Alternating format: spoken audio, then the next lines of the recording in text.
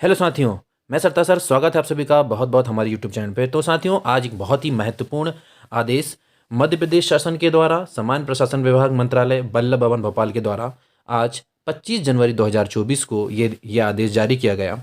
ये जो महत्वपूर्ण आदेश है, ये आदेश में स्पष्ट किया गया कि भारत के स्वतंत्रता संग्राम में शहीदों की स्मृति 30 जनवरी 2024 को मौन धारण करने के विषय में। और साथियों, ये जो आदेश है ये समस्त विभाग के लिए जारी किया गया है, शासन के समस्त विभाग, जिसमें एजुकेशन विभाग भी यानी शिक्षा विभाग भी आता है। तो चलिए साथियों जान लेते हैं। जैसा कहा गया है कि प्रत्येक वर्ष 30 जनवरी को प्रातः 11 बजे सारे देश में उन शहीदों की स्मृति में जिन्होंने भारत के स्वतंत्रता संग्राम में अपने जीवन का बलिदान दिया, 2 मिनट का मौन रखा जाता है। तो साथियों, सभी जानते हैं कि भारत की स्वतंत्रता संग्राम में बहुत सारे वीर जवानों ने अपनी आहुति दी थी, तब जाके हमको ये स्वतंत्रता मिली है। तो एक दिन उनके बलिदान दिवस को हम याद करते हैं और उसको याद करते हुए हम उनकी स्मृति में मौन धारण करते हैं। इस संबंध में एक बहुत ही महत्वपूर्ण आदेश है। तो साथियों, मैं यही कहूँगा कि ये इस आदेश को थोड़ा गंभीरता से लें, क्योंकि आज हम जो स्वतंत्र हवाओं में स्वतंत्रता जो हम जिस स्वतंत्र रूप से जो हम जी रहे हैं, ये हमारे शहीदों की बलिदान का ही एक हमको परिणाम है। तो आइए जानते हैं।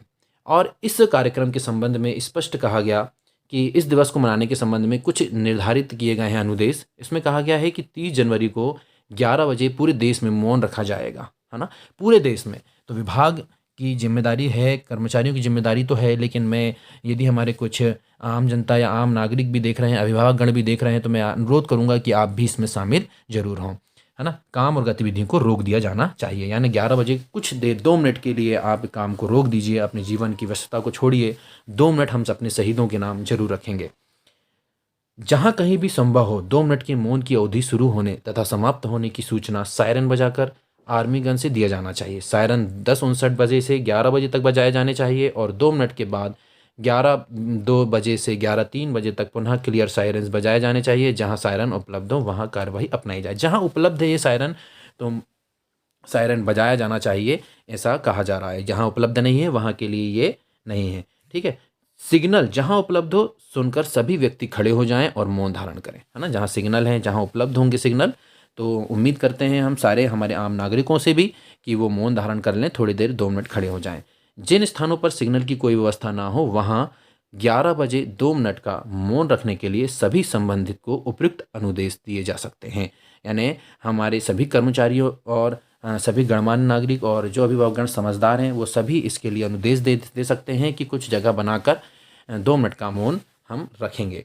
विगत वर्षों में यह देखा गया है कि कुछ कार्यालयों में 2 मिनट का मौन रखा जाता है, परंतु आम जनता इस अवसर को गंभीरता पर ध्यान दिए बिना सामान्य रूप से अपने काम में लगी रहती है। इसलिए यह अनुरोध किया जाता है कि शिक्षक दिवस को उचित गंभीरता के साथ मनाएं। तो हम यही कहना चाहेंगे कि आम जनता इसको गंभीरता से नहीं लेती, क्योंकि उन्हें पता भी नहीं होता, एक छोटा कारण है। तो हमें सभी हमारे कर्मचारी बंधु से भी हम आग्रह करेंगे कि ये हमारी आम जनता तक इस बात को पहुंचाएं, क्योंकि एक दिन हम शहीदों के नाम कर सकते हैं, और वो भी 2 मिनट का समय। 2 मिनट का समय बहुत छोटा समय होता है, क्योंकि उन शहीदों के कारण ही आज हम स्वतंत्र हवा पे जी रहे हैं। तो 1-2 मिनट का समय हमें उन्हें ज़रूर देना चाहिए उनकी स्मृति में।